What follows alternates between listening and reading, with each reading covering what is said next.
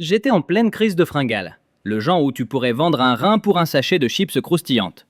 Heureusement, ce distributeur flambant neuf était là, tel un phare dans la nuit de ma faim. J'ai mis la pièce, fait ma sélection, et là, c'est le drame. Le sachet, ce traître, a décidé de faire de la résistance. J'ai tapoté, secoué, même insulté la machine en sanskrit.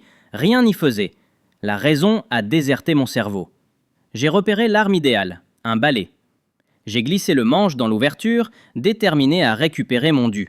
C'était une mission commando, un duel entre l'homme et l'acier, le tout pour un snack à 1,50 €.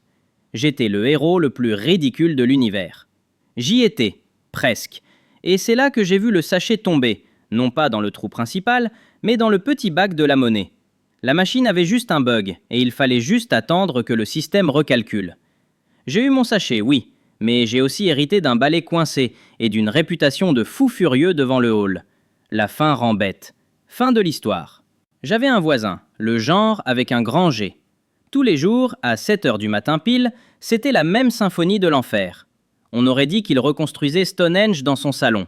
C'était insupportable. Ma seule mission, l'arrêter. Après 3 semaines d'insomnie chronique, j'ai décidé que ça suffisait. J'ai mis mon peignoir de combat et j'ai foncé à sa porte. J'ai frappé poliment, puis fort, puis très fort. Zéro réponse. J'étais face à un mur de son et de silence.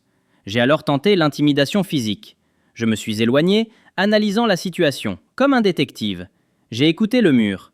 C'était clair, le bruit venait d'à côté. Mais en revenant vers mon appartement, je me suis approché de mon propre Judas, juste pour vérifier. Et là, j'ai eu une révélation qui m'a glacé le sang. Ce n'était pas le voisin qui faisait du bruit, c'était moi. Enfin, la perceuse que j'avais prêtée à mon voisin il y a un mois et que j'avais oublié de récupérer. Il venait tous les jours utiliser son outil dans mon appartement pendant que j'étais au travail. J'ai juste fait demi-tour, je suis retourné me coucher. J'avais failli faire un scandale contre mon propre bricolage.